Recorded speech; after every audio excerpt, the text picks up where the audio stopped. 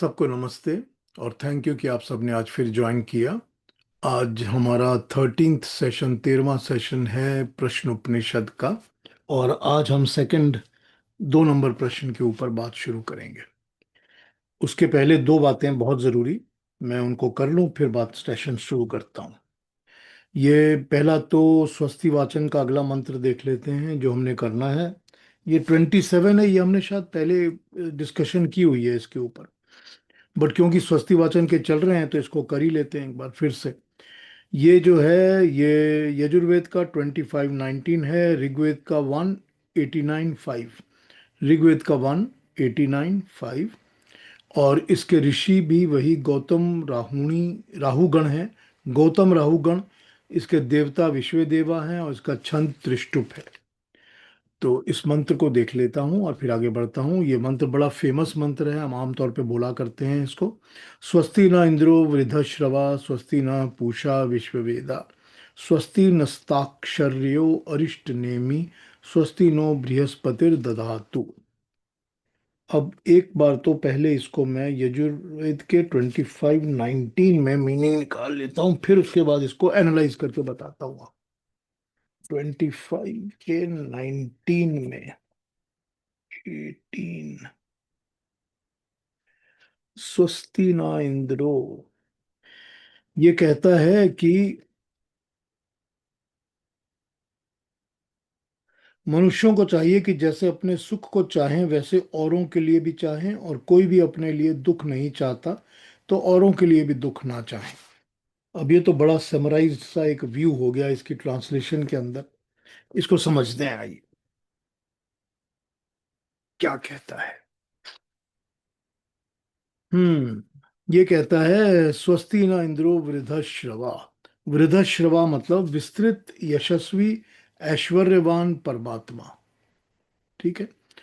वृद्ध अश्रवा, उसमें अश्वस श्रवस श्रवस आता है। वो जो श्रवस वर्ड होता है, श्रवस का मतलब अन्न भी होता है और श्रवस का मतलब ऐश्वर्य भी होता है।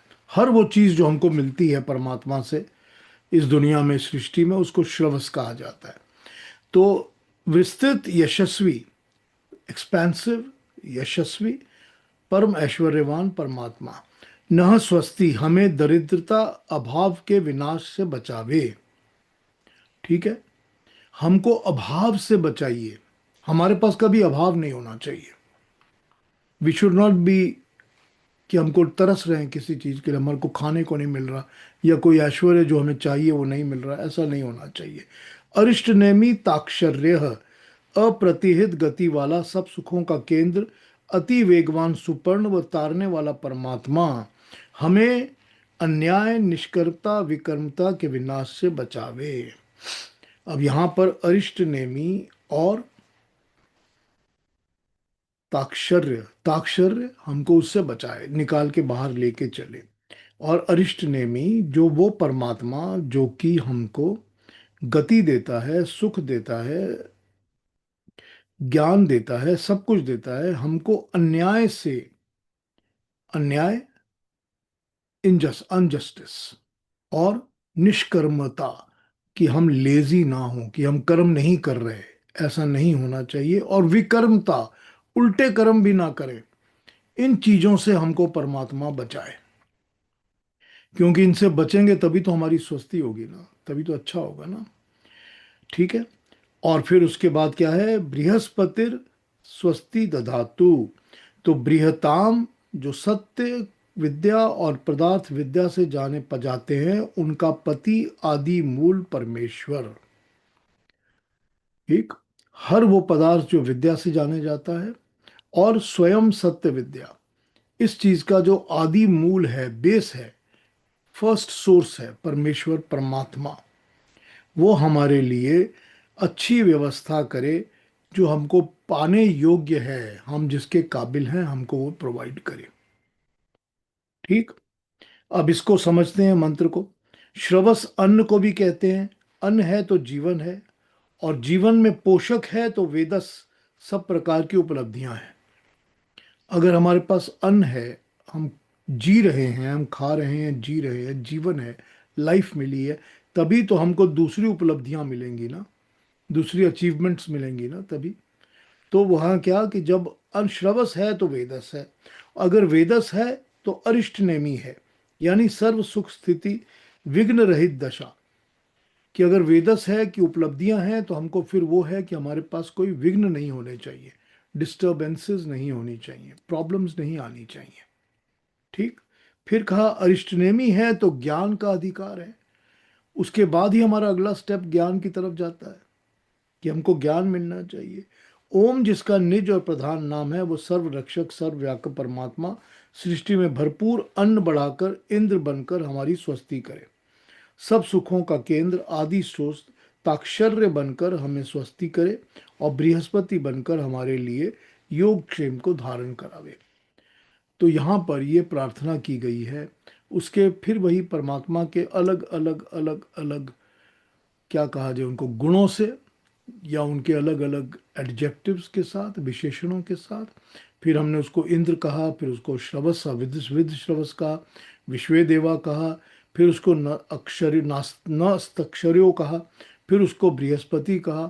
तो ये सारे उसके गुण हैं जिनसे हम परमात्मा से कुछ ना कुछ मांगते हैं, और जहाँ हम प्रोग्रेस मांगते हैं वहाँ हम अपनी बैड खराब चीज़ों को स्टॉप करने की प्रार्थना भी करते हैं कि कहीं हम नेगेटिव की तरफ ना लुढ़क जाएं, क्योंकि नेगेटिव की तरफ लुढ़केंगे तो ये सारी की सारी नेक्स्ट के बाद नेक्स्ट के बाद नेक्स्ट चीज़ें हमको नहीं मिलेंगी, फिर हमको कुछ प्राप्त ही नहीं होगा। अब इसका एक और एंगल है इस मंत्र का, उसको भी एक बार देख लीजिए। वो कहते हैं इसका दूसरा तरीका समझने का ये भी है कि अन्न धान्य से भरपूर इंद्र परम ऐश्वर्यवान, यानी जो हमारा वैश्य वर्ग है। ठीक। जो हम लोगों के ब्राह्मण वैश्य शूद्र बताते हैं, तो जो वैश्य का वर्ग है वो समाज की स्वस्ति और स्थापित करने के लिए कर्म करता है, वो समाज का कल्याण ही करे। ठीक। अगला, उत्तम स्थितियों वाला पूषा, जान माल की रक्षा करने वाला, यानी क्षत्रिय वर्ग, वो हमारा रक्षा करे, हमें स्वस्ति सुव्यवस्था में रखे। तीसरा, सुख सुविधाओं का दाता तारक्ष्य, यानी अत्यंत परिश्रमी शिल्पकार शूद्र वर्ग, जो हमारी सेवा करते हैं, जो हमारे लिए परिश्रम करते हैं, वो भी हमारी स्वस्ति करें। और नंबर 4, विद्या का धनी बृहस्पति, यानी ब्राह्मण वर्ग हमारे समाज में सद्भाव और स्वस्ति बनाए रखे, हमारे अंदर जन जन कल्याण के लिए प्राज्ञ बुद्धि सप्लाई करते रहे। तो ये हमारा आज का स्वस्ति वाचन का मंत्र है, जो कि मैंने आपको पढ़ के सुनाया। अम, इस मंत्र पे किसी को कुछ कहना बोलना हो तो बोल लीजिए, फिर मैं आगे बढ़ूंगा। कुछ पूछना हो तो पूछ लीजिए। तो आगे बढ़ते हैं, चलिए। आगे बढ़ने से पहले अब एक बहुत बहुत बहुत इम्पोर्टेंट बात आपसे कर लूं, फिर आगे बढ़ता हूं। अब बात यह है कि लास्ट टाइम पिछले संडे को एक छोटी सी डिस्कशन प्रभा जी ने पूछा था, तो एक छोटी सी डिस्कशन फिर से हमारी पिपलाद ऋषि के बारे में हो गई थी कि पिपलाद का ओरिजिन क्या है, या पिपलाद ऋषि कौन है वगैरह। तो मैंने जो बताया वो बताया आपको, आप सबने सुना उसको। उसके बाद मुझको एक बहुत ही स्ट्रॉन्ग और एंग्री ऑब्जेक्शन लेने वाली व्हाट्सएप के ऊपर मैसेज आ गई, which was very very rude and disturbing. तो उस मैसेज में ये लिखा था कि आपने कैसे ये बता दिया, क्योंकि हमने पहले बात की थी तो हमने कुछ और बताया था, आपने कुछ और बता दिया, आप मेरे नॉलेज को कैसे चैलेंज कर सकते। खैर, मैं किसी के नॉलेज को चैलेंज नहीं करता, मैंने आपको वो बताया था जो मेरे मुझे पता है और जो मैं जानता हूँ। तो ये बहुत ज़रूरी हो जाता है आज कि मैं आपको एग्जैक्टली पौराणिक इंसाइक्लोपीडियाज में, पुराणों में पिपलाद को लेके क्या क्या लिखा हुआ है, मैं आपको ये बताऊंगा आज। ठीक है। I am putting it on record, right. I am putting it on record, ताकि सबको ये पता चले और जो बाद में रिकॉर्डिंग सुनेंगे उनको ही पता चलेगा। तो पहले तो पढ़ लीजिए कि पिपलाद के बारे में ये क्या कहते हैं। कहते हैं, an ancient sage belonging to the tradition of preceptors, that is Guru Shishya Parampara. It is said that this sage got the name because he was in the habit of eating pipili. Pipili, which is the fruit that comes from the people tree in large quantities every day. Prashna Upanishad tells the story of how the sages Sukesha, Sabya, Satyakama, Kaushalya, Bhargava, and Kambandhi went to Piplad to get the Gyan knowledge that he gave on the instructions. चलिए हो गई एक बात, ठीक है। ये concept लोगों को पता है। इसके बाद का सुनिए, पद्म पुराण क्या कहता है। पद्म पुराण कहता है, Padma Purana gives the following information regarding Pippalad. Once Kundala, a Brahmin residing in Kurukshetra, got a son. The son's name was Sukarma. Sukarma's parents were old, and Sukarma spent most of his time looking after his sickly aged parents. Kundala taught his sons all the Vedas and Shastras. At that time, in the Gotra of Kashyap was born a Brahmin named Piplad. Kashyap ka beta Brahmin Piplad.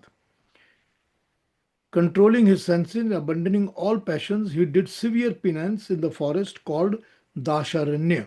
The greatness of this penance made the animals of the forest leave their mutual enmity and live in perfect peace.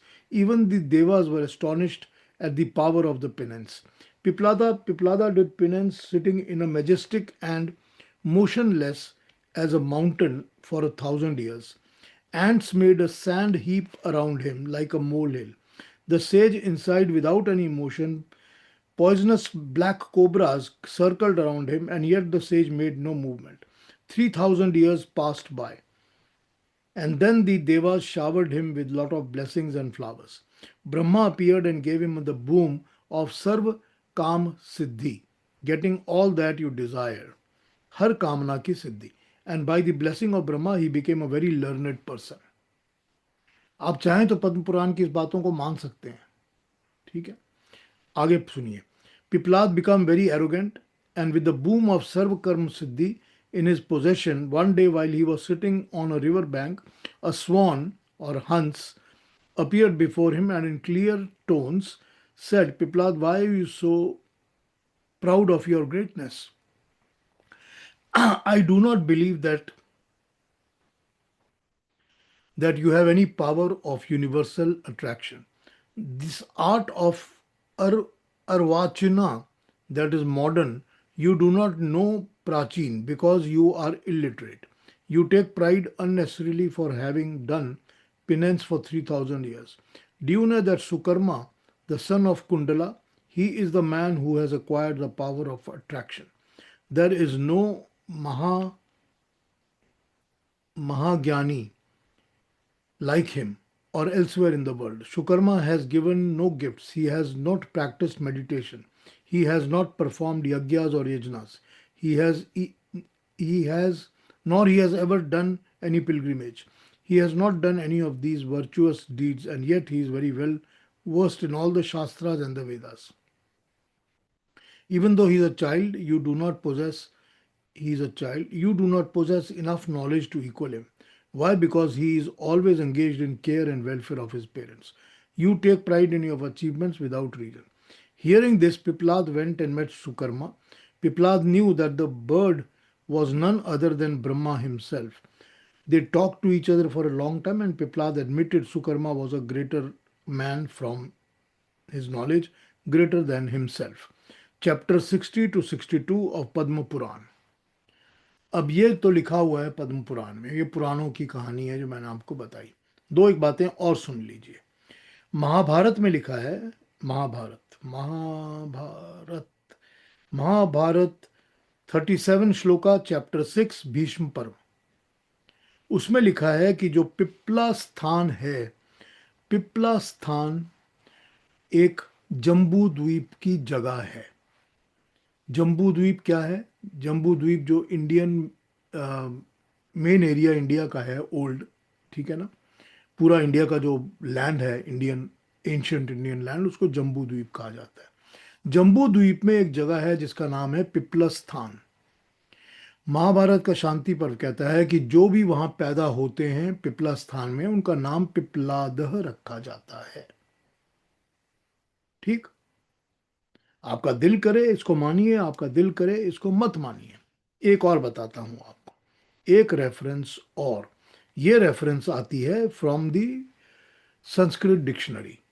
Sanskrit dictionary कहती है कि जो पिप पिपलह पिप पिपली पिपली पिपली तो होती है जो people के पेड़ की दवाई बनती है, ठीक।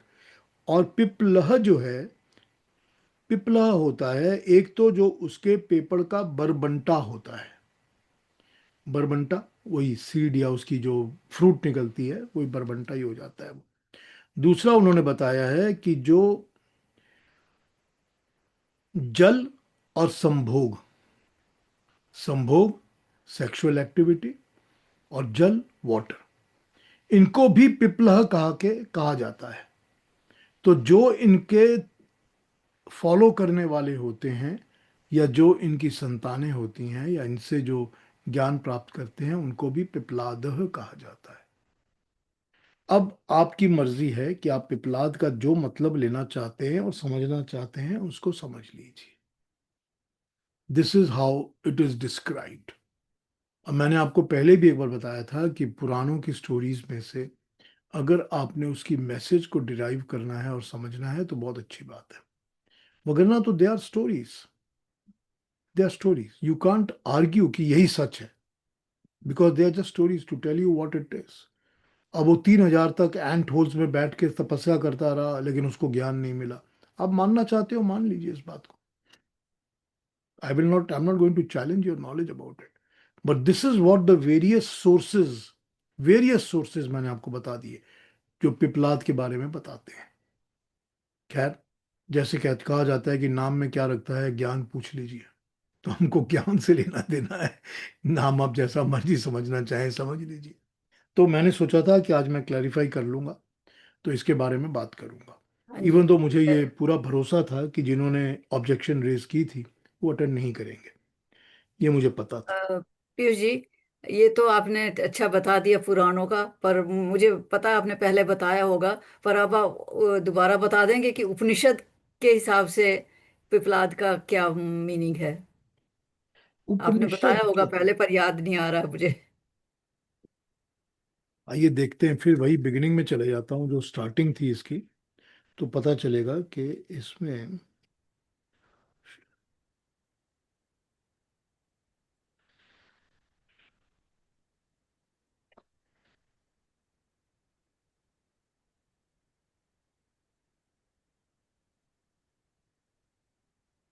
एक्चुअली उपनिषद तो यही कहते हैं कि पिपलाद ऋषि का आश्रम है जिसमें कि 6 ज्ञानी जाते हैं और वो पिपलाद से प्रश्न पूछते हैं। हाँ जी, हाँ जी, ये तो उपनिषद तो यही कहते हैं। हाँ जी, वो हाँ जी। पिपलाद कौन है इसके बारे में मैंने आपसे पता नहीं पढ़ के दी बताया होगा आपको जरूर। हाँ, मुझे फिर याद देखता नहीं आ हूँ रहा अगर है, मेरे हो को सकता है मिल जाए आपने तो बताया हो, सॉरी। बिगिनिंग में कुछ है तो फिर बता देता हूँ आपको। नहीं तो अभी, नहीं तो फिर कभी और बता दीजिएगा, ऐसी बात नहीं है।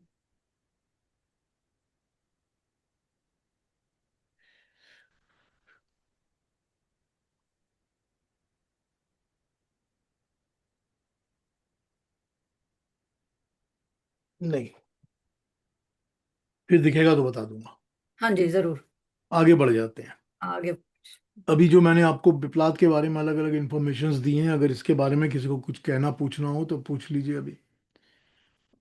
पर नहीं पूछना है, नहीं कहना है तो ठीक है, कोई बात नहीं। एक दैट्स ऑल। बात, ये बड़ी हिम्मत की बात है जिसने भी कहा। और अगर वो सच होता तो फिर उसको सामना करना चाहिए था, क्लास में आना चाहिए था। ये और क्योंकि बेटा जब हम यही, यहाँ क्लास में सीख रहे हैं तो यहाँ नहीं पे नहीं, हम। यहाँ पर बेटा ऐसा है कि मैं अपनी कोई भी क्लास कोई भी सेशन किसी दूसरे की ईगो को खुश करने के लिए नहीं करता, बिल्कुल सही। और मैं अपनी ईगो के लिए भी नहीं करता, ठीक है। क्योंकि हम्म। यहाँ ईगो का कोई खेल ही नहीं है। तो मैं बिल्कुल। किसी और को खुश करूंगा इसके लिए ये बोल दूंगा या वो बोल दूंगा, ये मैं नहीं करता।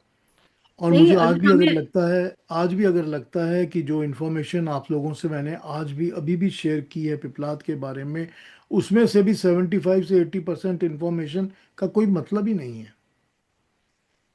बिल्कुल, और यहाँ हम सीखने आ रहे हैं, आप जाहिर है। अगर हमें कुछ समझ नहीं आएगा हम आपसे यही पूछेंगे ना, ताकि आप हमें ठीक करें। अगर हम पहले से ठीक हैं फिर हमें तो यहाँ आना ही नहीं चाहिए। नहीं तो यहाँ फिर हम वही सीखने आ प्रॉब्लम है रहे ना हैं। कि मैंने ये पढ़ा तो मैंने आपसे कम थोड़ी पढ़ा है, मैंने भी तो पढ़ा हुआ है ना। तो फिर क्या हाँ, किया, ये फिर इसके लिए ये क्या चीज किया। गलत। फिर वही हो ये जाता है कि आपकी ईगो बहुत अच्छी है, खुश रहिए। तो गीता तो हमें सिखा ही रही है कि ईगो, अहंकार, अभिमान सब, तो फिर भी हम ये कर रहे हैं, फिर हम हाँ, सीख तो क्या रहे हमको हैं? सिखा तो रही है, पर हम सीख रहे हैं कि नहीं, ये तो दूसरी बात है ना। सिखाना सही। और सीखना तो अलग अलग चीजें होती हैं ना। ठीक। हमने पढ़ा भी बहुत है, हमने बहुत पढ़ लिया, हमको बहुत नॉलेज आ गया, हम चैलेंज कर लेंगे, लेकिन उसको अडेप्ट कब कर रहे हैं, जिंदगी में उतार कब रहे हैं? अपनी हाँ, जिंदगी में उतारना ही तो सबसे मुश्किल काम होता है ना। जिंदगी में उतारेंगे तो ये सवाल नहीं कर सकते फिर हम। हाँ, तब तो नहीं करेंगे ना सवाल। बिल्कुल। थैंक यू एनी जी। शुक्रिया। शुक्रिया। Thank you. Thank you. हाँ जी, कोई और कमेंट किसी का? सॉरी, थोड़ा सा डिविएट हो गया, लेकिन जरूरी था कि इस बात पे किया जाए आज। I wanted to clarify it and make sure that people understand what we are talking. आज हमारे पास अलका जी नहीं है। अलका जी ने ही तो अगला हमको पढ़ के सुनाना था श्लोक। चलिए, नहीं है तो कोई तो बात। मैं पढ़ूं? हाँ, आप पढ़ दीजिए अगर आपके पास द्वितीय हाँ है। प्रश्न का श्लोक है तो। हाँ जी, अथ द्वितीय प्रश्न अथ पहला है है ना। ना। अथ के हेनम, हाँ। यही ना? हाँ। हाँ जी। अथ द्वितीय प्रश्न, हाँ। द्वितीय प्रश्न। अथ हेनम भार्गवो वैदेर्भिः प्रपच्छ भगवत भगवन् कत्येव देवाः प्रजां विधारयन्ते कतर एतत् प्रकाशयन्ते कः पुनरेषां वरिष्ठ इति। ठीक है, थैंक यू वेरी मच पीना जी। इसका एक छोटा सा ट्रांसलेशन देख लेता हूँ, फिर आपको इसका वर्ड मीनिंग समझाता हूँ। ये कहता है, इसके बाद भार्गव कुल के अंदर जन्मे वैदर्भी। नेक्स्ट पर्सन का नाम है वैदर्भी। वैदर्भी भार्गव भार्गव कुल में जन्मा हुआ था। उसने पूछा, भगवान, कितने देव प्रजाओं को धारण करते हैं, कितने उनको प्रकाशित करते हैं, और इनमें से वरिष्ठ कौन है? ठीक, थ्री पार्ट्स। पहले प्रश्न में इस जगत के पदार्थों की रचना कौन करता है, और अब प्रश्न है कि इनको धारण और प्रकाशित कौन करता है। धारण से तो मतलब हुआ बनाने वाला, मदद और रक्षण करने वाला, सहारा करने वाला। और प्रकाशित मतलब दूसरों में अपना प्रकाश से सजग करना, यानी कि एनलाइटन करना। और इनमें से श्रेष्ठ कौन है? तो ये तो प्रश्न है। अब इसका आपको वो भी बता देता हूं। अथ, इसके बाद, ह एनम, निश्चय से ही ऋषि को भार्गव, भृगु के पुत्र वैदर्भी, वैदर्भी ने पपृच्छ, पूछा, भगवान हे पूज्य ऋषि, कति एव, कितने ही, देवा, दिव्य गुण वाले देवता, प्रजाम, उत्पन्न जगत को, विधारयन्ते, धारण करते हैं, कतरे, कौन है, एतत्, इसको, प्रकाशयन्ते, प्रकाशित करते हैं, ज्ञान कराते हैं, कह, कौन, पुनः, फिर से, पुनः पुनः फिर से, ऐशाम, इनका, इसमें, वरिष्ठ श्रेष्ठ मुख्य कौन है? ये हुआ इसका सेकंड क्वेश्चन और सेकंड क्वेश्चन का ट्रांसलेशन। अब इसकी दूसरों की जो लिखी हुई बातें हैं वो भी पढ़ लेते हैं, फिर इस पर आते हैं फिर से।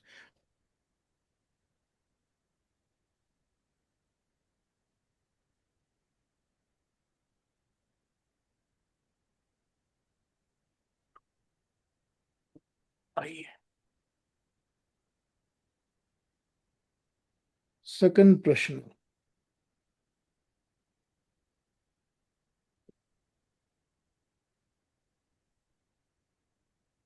Then came the turn of Bhargava Vaidarbhi, who thus asked him, the preceptor Piplada, please tell me how many gods, Deva, are assigned the function of keeping a watch on all that has been created, and how many manifest this. Also tell among who is the best. अब इनके question से आपको इनके translation से समझ में आएगा कि ये पूछ रहे हैं कि हाउ मेनी गॉड्स और देवा are assigned the function of keeping a watch on all that has been created. जो जो क्रिएट हो चुका है उसके ऊपर नजर रखना या उसके ऊपर ध्यान देना। ठीक, ये कौन कौन, कितने कितने ऐसे देव हैं जो इस किस्म का काम करते हैं, हाउ मेनी मैनिफेस्ट दिस, इसको मैनिफेस्ट कौन करते हैं, प्रकाशित, ठीक। और इनमें से सबसे श्रेष्ठ कौन है, सुपीरियर कौन है। और भी ट्रांसलेशंस देख लेता हूं, दो, अरे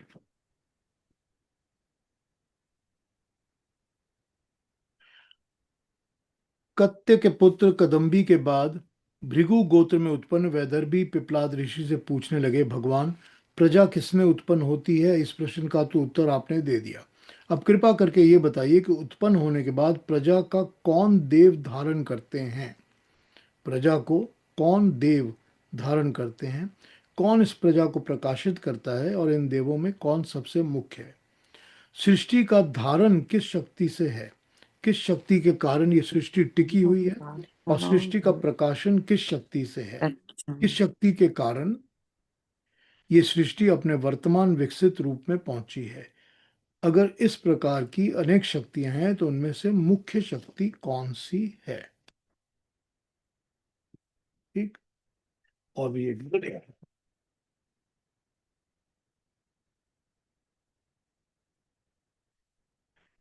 इंद्रिय और प्राण का संवाद उपनिषदों में अनेक स्थानों में वर्णित है। ये प्रश्न भी उसी से कनेक्टेड है। जिस इंद्रियों के कारण शरीर स्थित रहता है उनमें से श्रेष्ठ कौन है, यही विवरण इस प्रश्न ने वैदर्भी ने पूछा है। तो अब यहाँ पर जो ये ट्रांसलेशन है नारायण स्वामी की, वो बताते हैं कि ये क्वेश्चन जो है, ये क्वेश्चन इंद्रियों और प्राण के बारे में है कि इनमें से स्थिर कौन सा रहता है, श्रेष्ठ कौन है, और टिका कौन रहता है। एक ट्रांसलेशन और देखता हूं गुरुदत्त जी क्या कहते हैं। द्वितीय प्रश्न, आइए, ये थोड़ा बड़ा है, इसको इसको अच्छी तरह पढ़ते हैं आगे।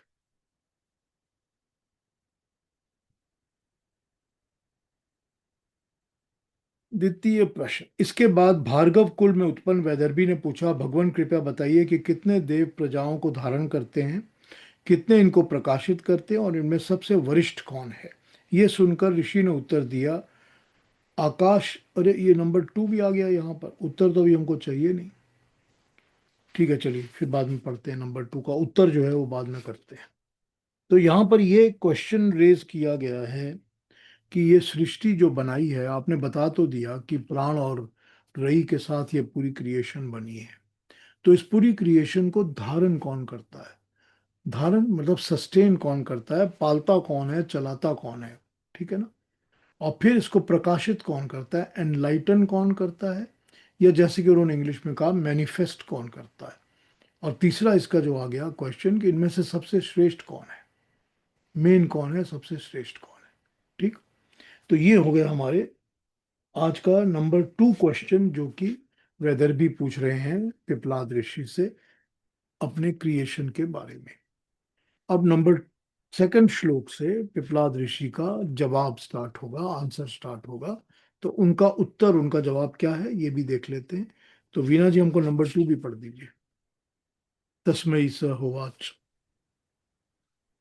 तस्मै स होवाच, आकाशो हवा एष देवो वायुरग्निरापः पृथ्वी वाङ्मन् चक्षुषः श्रोत्रं च ते प्रकाश्याभिवन्दति वयमेतद्वा वयमेतद्बाणमवष्टभ्य विधारयामः। थैंक यू जी, थैंक यू, थैंक यू। इसका समझ लेते हैं पहले वर्ड के मीनिंग, फिर इसकी उसकी पढ़ता हूं ट्रांसलेशंस आपको। तस्मई, उस वैदर्भी को, सह पिपलाद ऋषि ने, उवाच कहा, आकाश आकाश, ह वह निश्चय से, एश ये जगत का धारण, देव वायु, अग्नि, आपह पृथ्वी। ठीक। वायु, अग्नि, आपह मतलब जल या लिक्विड्स को जो भी होते हैं, वो पृथ्वी। वाग वाणी, मन मनः, चक्षु आंख, श्रोत्रम कान, और ते देवता प्रकाशित करते हैं। अभिवदंती आपस से कहते हैं, स्पर्धा करते हैं, करते हुए कहते हैं, वयम एतद, हम इस वाणम उत्पन्न जगत को अवष्टम्य, थाम कर, सहारा देकर, खंबे की तरह, विधारयामः धारण करते हैं।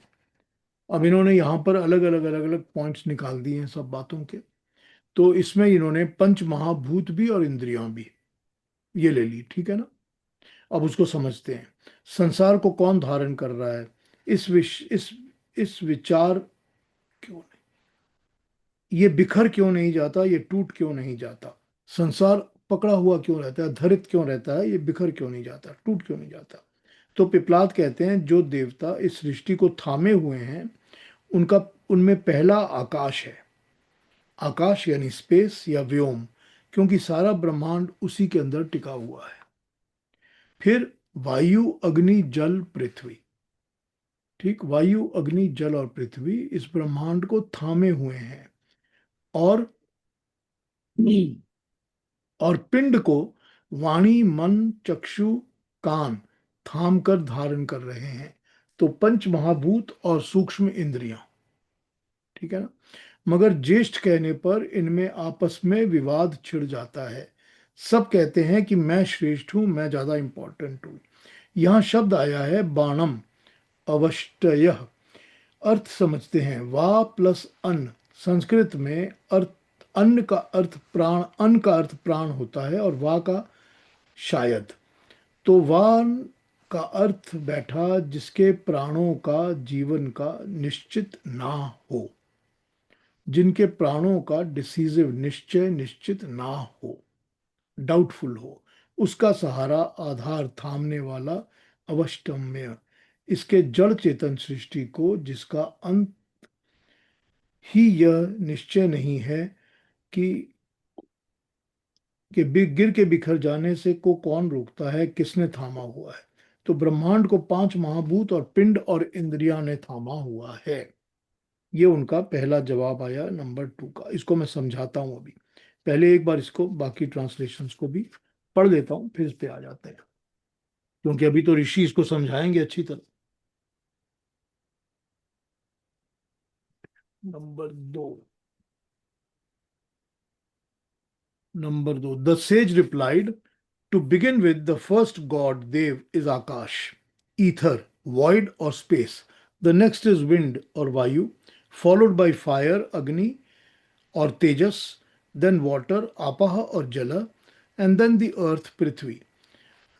Speech, Vaka, mind, Manas, eye, Chakshu, and finally ear, Shrut. All of them, just after their manifestation, contend and declare, we all together support the body and take full care of it.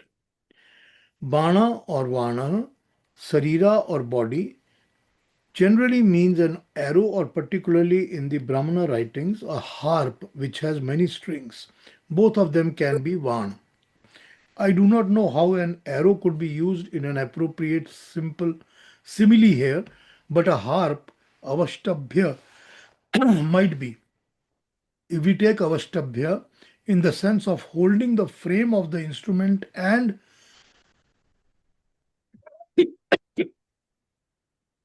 vidharyama in the sense of stretching and thereby modulating it. ये Max Muller के विचार हैं, ठीक है। और भी पढ़ता हूं, फिर समझाना शुरू करता हूं। ऋषि पिपलाद ने उत्तर दिया, सृष्टि दो प्रकार की है, जड़ और चेतन। सृष्टि दो प्रकार की है, जड़ सृष्टि और चेतन सृष्टि। ठीक, चेतन कॉन्शियस, जड़ जिसके अंदर कॉन्शियस नहीं होती। इन दोनों को वाण कहा जाता है। इन दोनों सृष्टियों को वाण कहा जाता है। वाण का अर्थ होता है वा प्लस अन, अर्थात जिसका जीवन निश्चित ना हो, जो है और ना भी रह सकता है। संस्कृत में अन का अर्थ होता है प्राण, वा का अर्थ है शायद। इस वाण रूपी जड़ चेतन सृष्टि को कोई इस प्रकार धारण करता है जैसे छप्पर के नीचे से गिरने से को एक बिल्ली रोके रहती है, एक बल्ली, डंडा, बल्ली रोके रहती है, अपने ऊपर टिकाए रखती है। अब यहां पर कहने का मतलब यह है कि यहां जो वाण वर्ड यूज किया गया है फॉर जड़ और चेतन सृष्टि के लिए, उसका मतलब है जो जिसके अंदर प्राण तो है, पर कब तक रहेगा ये नहीं पता। ठीक। ना जड़ के अंदर प्राण कब तक रहेगा नहीं पता, प्राण है तभी तो जड़ ठीक चल रहा है, और चेतन में भी प्राण है इसलिए वो चेतन है, लेकिन कब तक रहेगा ये नहीं पता। लेकिन इसको टिकाया हुआ किसने है? जैसे कि एक डंडा, एक हल्की सी बल्ली के ऊपर छप्पर की छत टिकी रहती है, उसी तरह ब्रह्मांड के जड़ जगत के विषय में आकाश, वायु, अग्नि, जल, पृथ्वी एक दूसरे से झगड़ने लगते हैं और कहते हैं कि हम ही ने धारण किया है। पिंड के चेतन जगत के विषय में भी वाणी, मन, चक्षु और श्रोत्र ये भी समझते हैं कि हम ही ने इसको धारण किया हुआ है। कौन से बड़े, और भी दो पढ़ूंगा।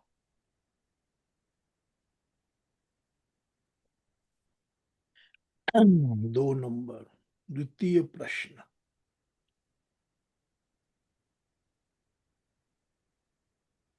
आकाश आदि पंच महाभूतों से ये इंद्रिय गोलकमय स्थूल शरीर बनता है, और चक्षु आदि इंद्रिय शक्ति अथवा असल इंद्रिय सूक्ष्म भूतों से बनी होने के कारण सूक्ष्म शरीर का अंग ये सब इंद्रियां प्रकार की दृष्टि में एक पक्ष में है और प्राण दूसरे में है।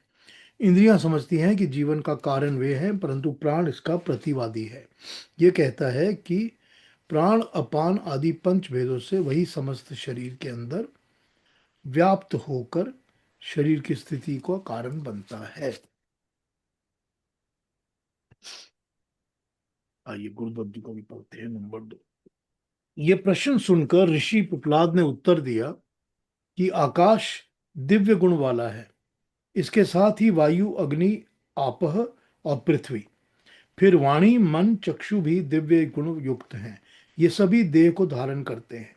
ये सब कहने की हम ही प्रकाशित करते हैं, इस पर उनमें विवाद उत्पन्न हो जाता है। प्रत्येक कहता है कि मैं ही प्रकाशित करता हूँ, इसलिए मैं ही मुख्य हूँ। इस उपनिषद का प्रथम प्रश्न था कि जगत के पदार्थों की रचना कौन करता है। अब सेकंड क्वेश्चन आ गया है कि इसको धारण और प्रकाशित कौन करता है। अभिप्राय यह है कि इनको सजग कौन करता है, इनको अवेकन कौन करता है, वे देव कौन से हैं। देव का मतलब होता है दिव्य गुण से युक्त पदार्थ। वो सब चीजें जिनके अंदर दिव्य गुण, दैविक गुण होते हैं। उपनिषदकार ने बताया कि संसार के पदार्थों को धारण करने वाला देवता तो आकाश, अग्नि, वायु, आपह, पृथ्वी, फिर वाणी, मन, चक्षु और श्रोत्र हैं। प्रकाशित से अभिप्राय होता है दूसरों को अपने प्रकाश में सजग करने वाला। इस गुण के विषय में देवताओं के परस्पर विवाद उत्पन्न हो गए हैं। यहाँ पर अलंकार आरंभ होता है। केन उपनिषद में जैसे परमात्मा और देवताओं में विवाद उत्पन्न हो गया था, वैसे ही कुछ यहाँ भी विवाद उत्पन्न होता है। यहाँ पर देवताओं की गणना करते हुए आकाश आदि को देवता बताया है और उनको जागृत अवस्था यानी कि शरीर अर्थात शरीर धारण करने वाला बताया है। यहाँ पर आकाश से अभिप्राय पंच भौतिक आकाश नहीं है, अपितु तो उसका मतलब है विश्व व्योम, स्पेस। ये व्योम ही पूरे पूर्ण जगत को जिसकी रचना होती है उसके अंदर ही जगत स्थित होता है। प्रजाओं से अभिप्राय केवल प्राणी ही नहीं अपितु समस्त रचित अथवा निर्मित पदार्थ है। इसमें प्राणी सृष्टि और अप्राणी सृष्टि दोनों सृष्टियां समाहित हो जाती हैं। देवताओं की गणना में अक्सर गणना के अवसर पर देवताओं की गणना के अवसर पर पृथ्वी की गणना पृथक की गई है। वेद और शास्त्रों की ये शैली है कि जहाँ पदार्थों की किसी श्रेणी का वर्णन करना होता है तो उस श्रेणी के पदार्थ का नाम लिखकर उस पूर्ण श्रेणी का अभिप्राय मान लिया जाता है। अतः पृथ्वी का अभिप्राय होता है पृथ्वी, जल, अग्नि, वायु और आकाश। पृथ्वी से अभिप्राय इन पांचों महाभूतों से है। वायु और अग्नि परमात्मा की शक्ति के दो रूप हैं। ये भी जगत के पदार्थों का संरक्षण करते हैं। आपह नाम है 3 प्रकार के प्राकृतिक परमाणुओं के निबंधों का। इन 3 प्रकार के निबंधों को सांख्य में इस प्रकार कहा है: तेजस अहंकार, वैकारिक अहंकार और भूत आदि अहंकार। वेद में इनको मित्र, वरुण और अर्यमा की संज्ञा दी गई है। ये तीनों भी जगत के पदार्थों का धारण करते हैं। पृथ्वी से अभिप्राय इन पंच भौतिक पदार्थों का है। जिसकी गणना ऊपर की गई है। वाणी का अभिप्राय 5 कर्म इंद्रियों से है और चक्षु से 5 ज्ञान इंद्रियों का अभिप्राय है। ये सब देह को धारण करते हैं, उसका रक्षण करते हैं। तो ये हमको क्लैरिटी मिलती है। अब क्या क्लैरिटी मिलती है? अब उन्होंने जो प्रश्न पूछा है, द्वितीय प्रश्न, सेकंड क्वेश्चन तो ये पूछा गया है कि आपने क्रिएशन कैसे बनती है और क्या बनती है तो बता दी। ठीक, बड़ी डिटेल में उन्होंने क्रिएशन कैसे बनती है समझाई हमारे। अब ये बताइए कि ये क्रिएशन को धारण, सपोर्ट, सस्टेन कौन करता है? हम अगर सिंपल लैंग्वेज में इसको यूज करेंगे तो हम कहेंगे विष्णु भगवान करते हैं। ठीक है ना? लेकिन उसका एनालिसिस क्या होना चाहिए? ऋषि क्या जवाब दे रहे हैं? ऋषि जवाब दे रहे हैं कि इसको आकाश, अग्नि, वायु, आपः, पृथ्वी, ये चीजें इनको सस्टेन करके होल्ड करती हैं। तो ये पता चल गया कि जो पंच महाभूत शुरू शुरू में बनते हैं, जब क्रिएशन बननी शुरू होती है तो ये 5 चीजें फर्स्ट फॉर्मेशन में बननी शुरू हो जाती है। उसमें आकाश, जब परमाणु एक दूसरे से मिलना शुरू करते हैं, अटैच होते हैं एक दूसरे के साथ या रिएक्ट करते हैं, जब परमात्मा का तेज पड़ जाता है, क्रिएशन का काम शुरू होता है, तो ये परमाणुओं से ही पहले पहल यही बनना शुरू होता है। तो बनना भी इसी इसी तरह शुरू होता है कि पहले आकाश बनता है, फिर अग्नि बनती है, फिर वायु, जल और फिर पृथ्वी। तो इस तरह से क्रिएशन बनती है। जब ये क्रिएशन की चीजें बनती हैं तो यही है जो सस्टेन करके सारी क्रिएशन को धारण करती है, होल्ड करती है। और फिर उन्होंने बताया कि यहां पर फिर वाणी, मन, चक्षु और श्रोत्र। वाणी यानी कि जो हम बोलते हैं, वाक, हमारी बोलने की ताकत और शक्ति, हमारा मन, हमारी आंखें और हमारा कान, ये वो दूसरी पावर है जो कि हमारी बॉडी, हमारे शरीर को होल्ड करके रखती है। तो इन्होंने यहां पर क्या किया है कि इन्होंने दोनों तरह की क्रिएशन, जड़ भी और चेतन भी, दोनों तरह की क्रिएशंस को उन्होंने यहां पर समझा दिया है कि उसमें कैसे क्या चीज सस्टेन करती है और क्या चीज होल्ड करती है। अब सबसे पहले आकाश बनता है। अगर आकाश नहीं होगा, स्पेस नहीं होगी, तो उसमें और कोई चीज क्रिएट होकर टिकेगी नहीं। तो आकाश के परमाणुओं में हमको पता है, हम जब ये पढ़ते हैं कि आकाश के अंदर साउंड वेव्स की ट्रेवल करने की शक्ति होती है ना? तभी तो ये जो आसपास हमारे सारा स्पेस है और मैं आपसे बात कर रहा हूँ और मेरे वर्ड ट्रेवल कर रहे हैं ना, शब्द ट्रेवल कर रहे हैं ना, तो साउंड वेव्स को ट्रेवल करने की ताकत आकाश में होती है। लेकिन सिर्फ साउंड वेव्स को ही ट्रेवल करने की ताकत नहीं होती, सब चीजों को सस्टेन करके टिका के रखने की ताकत भी आकाश में होती है। तभी तो सारी क्रिएशन स्पेस के अंदर टिकी हुई है ना, व्योम के अंदर। ठीक है? तो हम जब पंच महाभूतों की बात करते हैं तो हम सिर्फ इस क्रिएशन या हमारी अर्थ और अर्थ से रिलेटेड आकाश की बात नहीं करते। हमको अर्थ से रिलेटेड एक आकाश ऊपर सब सर उठा के देखते हैं तो हमको दिखता है, लेकिन इसके बियॉन्ड भी तो सारी की सारी क्रिएशन का भी तो एक आकाश है ना, स्पेस है ना कहीं, जिसी को तो हम स्पेस ट्रेवल कहते हैं ना दुनिया में। हमारी हिंदी में उसका वर्ड व्योम है। ठीक, व्योम, व्योम कहते हैं स्पेस को। व्योम कहते हैं उस एक्सटेंडेड पूरी की पूरी जिसपे यूनिवर्सल पूरा यूनिवर्स टिका हुआ है, उस जगह को हम व्योम कहते हैं। तो वो स्पेस, तो वो पहली चीज है जो कि सब चीजों को टिका के धारण करके रखती है। उसके बाद उन्होंने बताया है कि फिर जैसे अग्नि और वायु, अग्नि और वायु तो दो ऐसी शक्तियां हैं परमात्मा की जो क्रिएशन के साथ ही ईश्वर इस क्रिएशन में डाल देता है, पुश कर देता है। तो अब ये तो हमको पता है कि जब परमाणु एक्टिवेट होते हैं तो परमात्मा के तेज से होते हैं। तो परमात्मा का तेज पड़ता है, तेज को हम अग्नि भी कहते हैं, तेज को हम कोई भी ऐसी चीज कहते हैं जो कि तेज की तरह अफेक्ट कर सकती है, तो हम उसको तेज तो कहते ही हैं। तो परमात्मा की अग्नि तो होती ही है क्रिएशन के अंदर, तो वो हीट तो चलती ही है। अब हीट दोनों तरह की होती है, या हीट तो रेडियो एक्टिव हीट भी हो सकती है, नॉर्मल हीट भी हो सकती है, और आवाज की साउंड की हीट भी हो सकती है, साउंड से क्रिएटेड, जो हीट का इफेक्ट साउंड क्रिएट करता है। It can be all of it, and it is all of it obviously. तो ये सारी चीजें तो परमात्मा क्रिएट कर रहा है, अग्नि भी। और फिर उसके बाद जब परमाणु जो आपस में मूवमेंट शुरू करते हैं, जब परमाणु एक दूसरे से डिटैच होते हैं, क्योंकि वो डिस्ट्रैक्ट होते हैं, उनमें अट्रैक्शन की शक्ति नहीं होती, ऑपोजिट्स होते हैं, तो ऑपोजिट होकर डिस्ट्रैक्ट होते हैं। तो जो मूवमेंट होती है स्पेस के अंदर, वो मूवमेंट वायु क्रिएट करती है। जो हवा वायु होती है, ये उस मूवमेंट से क्रिएट होती है। तो ये मूवमेंट क्रिएट करती है वायु को, तो वहां से ये वायु क्रिएट होती है। अब उसके बाद ये बता रहे हैं हमको कि देवताओं की गणना में अक्सर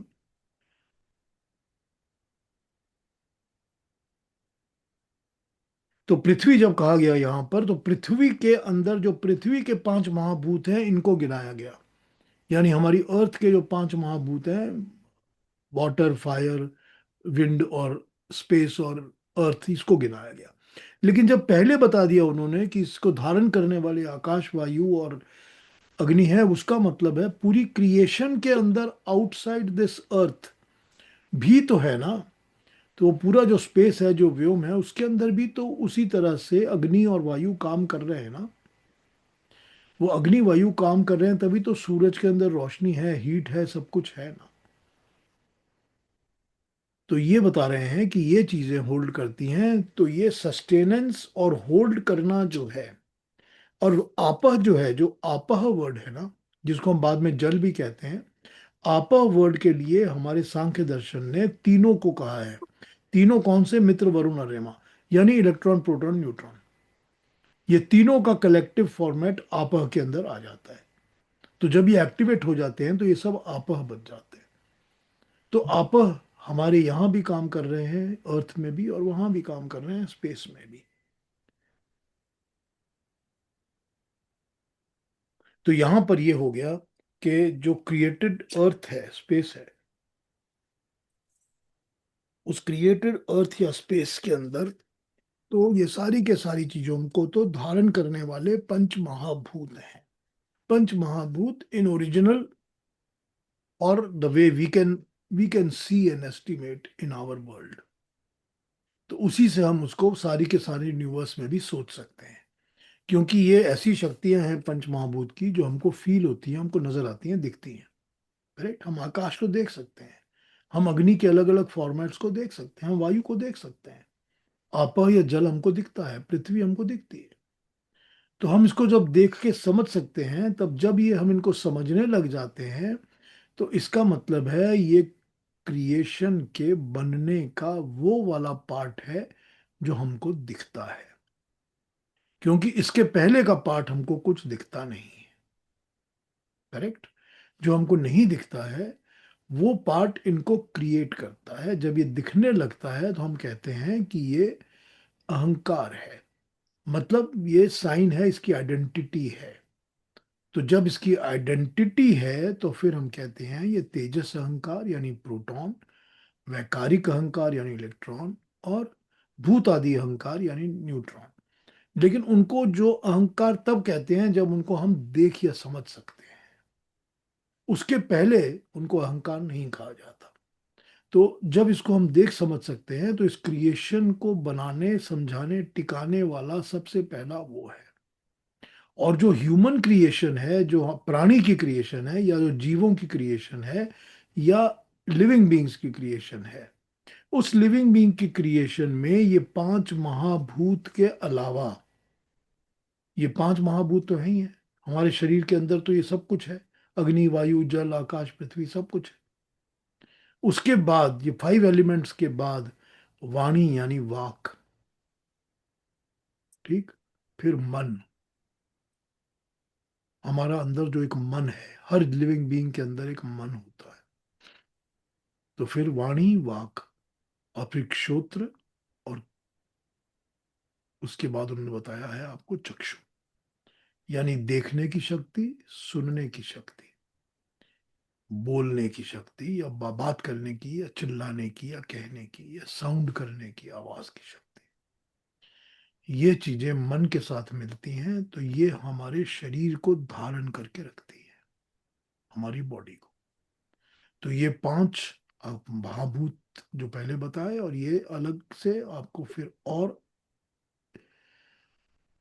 पांच चीजें और बता दी हैं जो हमारी इंद्रियों को धारण करती हैं, या जिनसे हमारी इंद्रियां बनती हैं। हमारी इंद्रियां इन्हीं चीजों की बनती हैं, चक्षु की बनती हैं, श्रोत्र की बनती है, वाक की बनती है। इंद्रियां तो इसी की बनती है ना।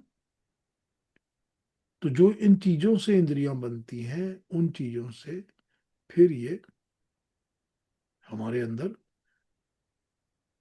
सस्टेनेंस होती है, धारण होती है जिंदगी की, जीवन की।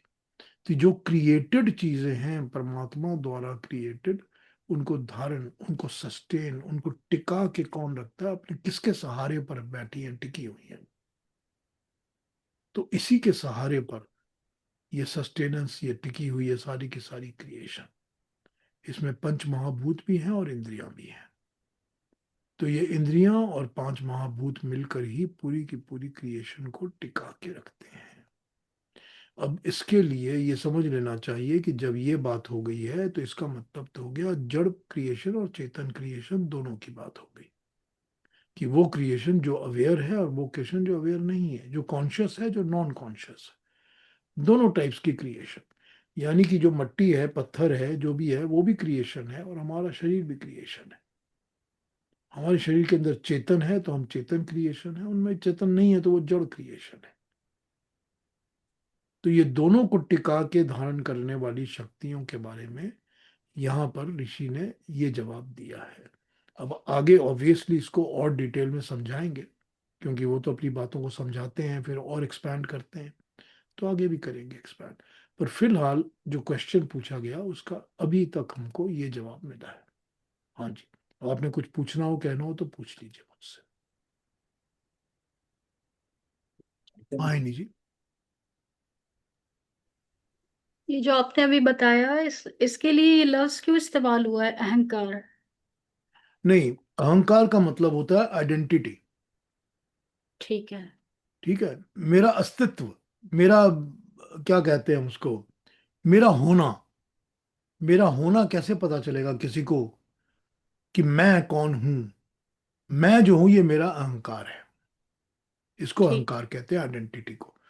तो जब मैंने आपको बताया कि जब वो उसका तेजस का, वैकारिक का, भूतादि का, यानी प्रोटॉन, इलेक्ट्रॉन, न्यूट्रॉन का अहंकार कहा गया, उसके पहले अहंकार नहीं कहा गया, क्योंकि उसके पहले वो दिखता या समझ में नहीं आता है।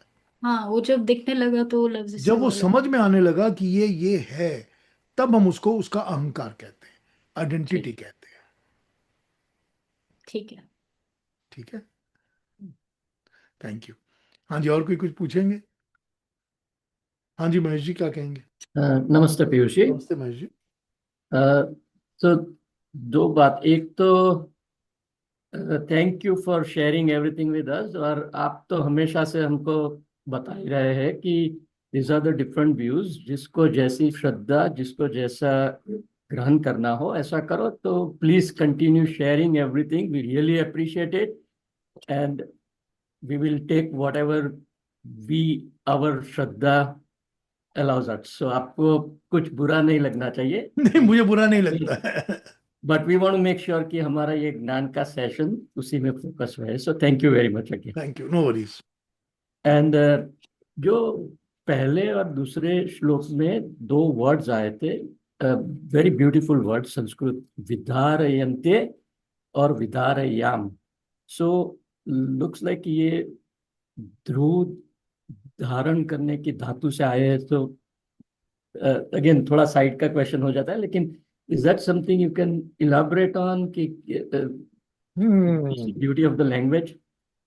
चलिए बात करते हैं इस पर। आपने दो शब्द बताए मुझे। एक आपने बताया विधारयन्ते। आर्यामः, हाँ। और दूसरा आपने मुझे बताया अ,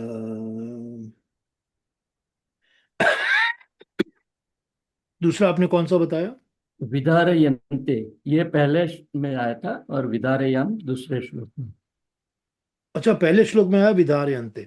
विधारयन्ते मतलब धारण करते हैं, ठीक है। अच्छा, वी धार जब यूज किया गया है तो आपको समझना पड़ेगा कि यहां पर वी धारण करना तो ठीक है, हमने ट्रांसलेशन कर दिया।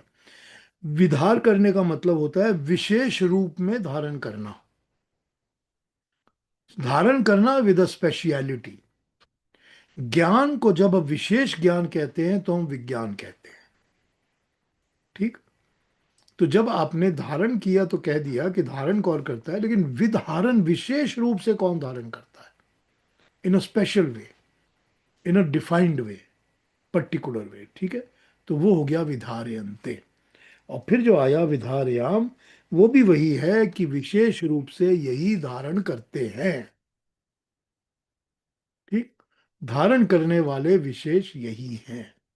अब आप कहेंगे, देखिए कितने मजे की बात है कि आप कहेंगे कि ये सारी की सारी जो इतनी बड़ी क्रिएशन बनी हुई है, ये इतनी बड़ी क्रिएशन, ये 9 वर्ड्स यूज करके 9 फैक्टर्स धारण करते हैं, और भी तो धारण कर सकते हैं, करेक्ट।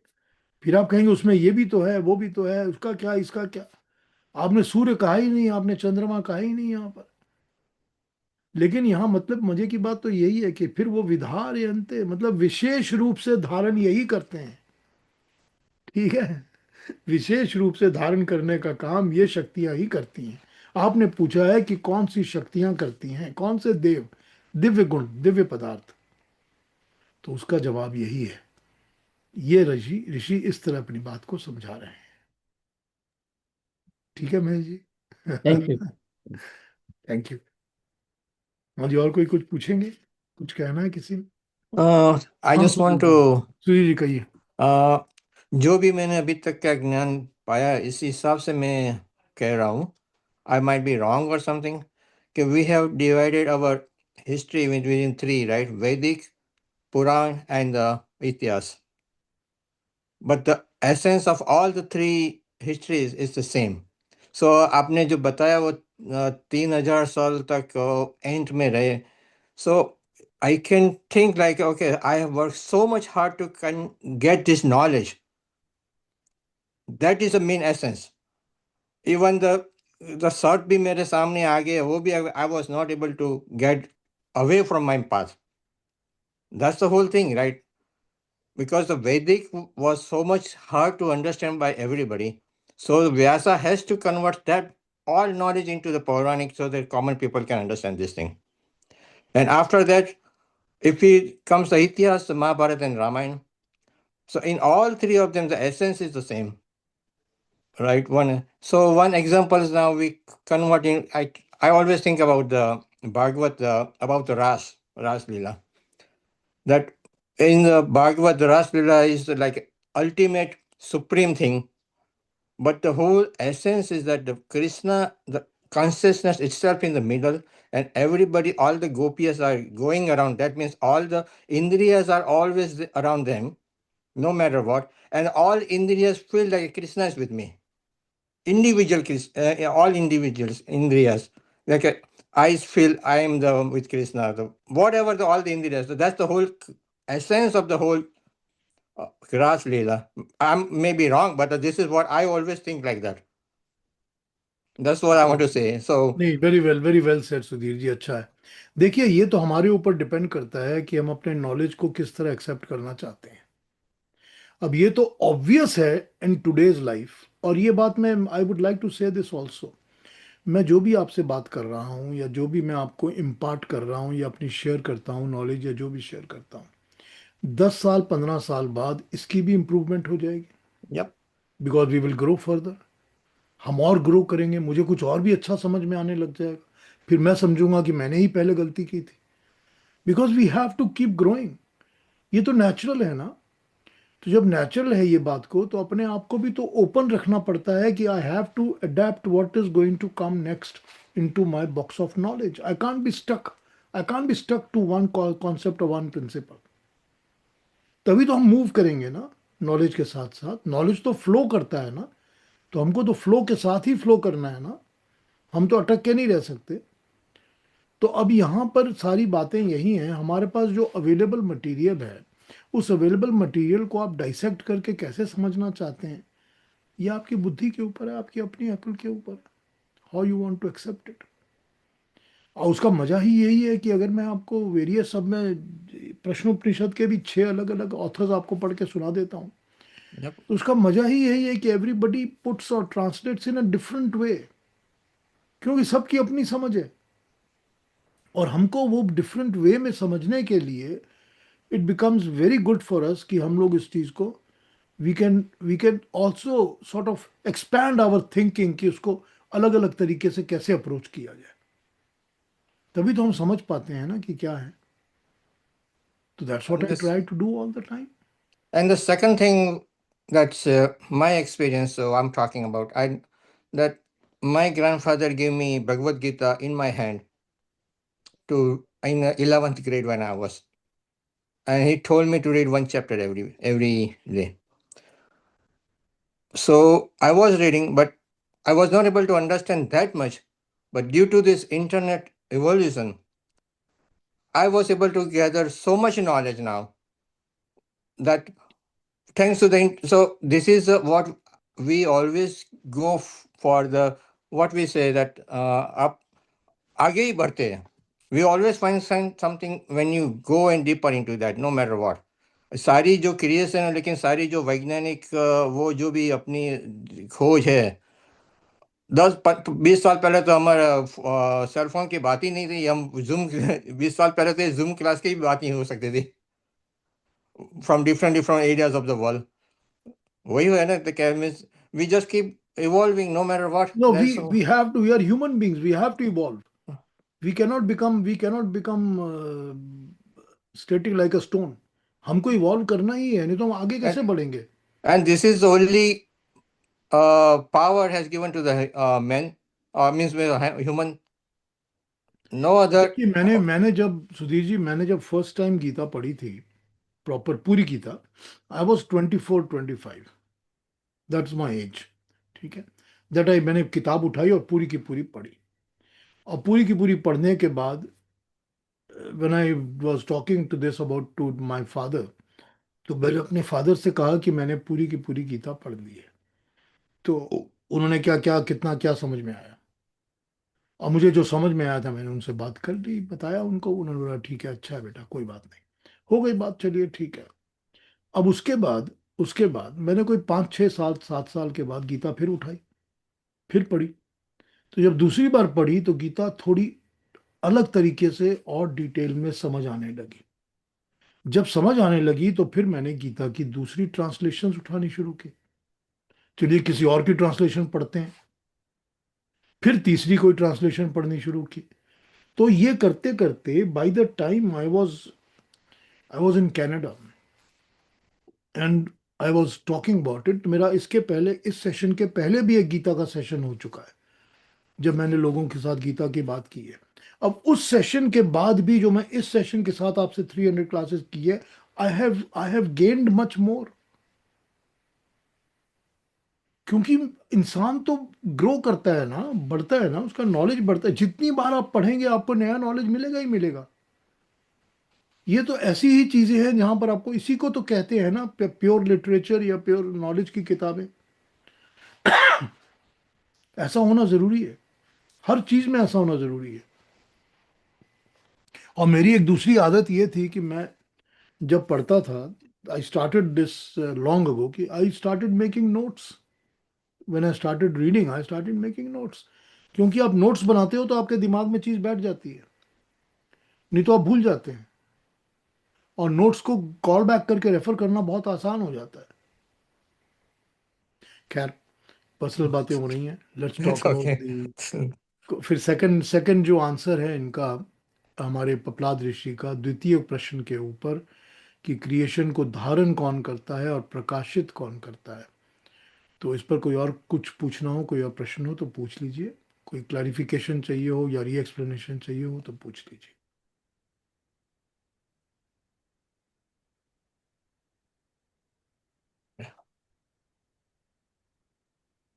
नहीं तो फिर कल कैरी ऑन करेंगे। Okay. तो सबको प्रणाम, सबको नमस्ते। कल ज्वाइन करिए मेरे साथ same time, in time, and we will carry on tomorrow again. ठीक है जी, थैंक यू।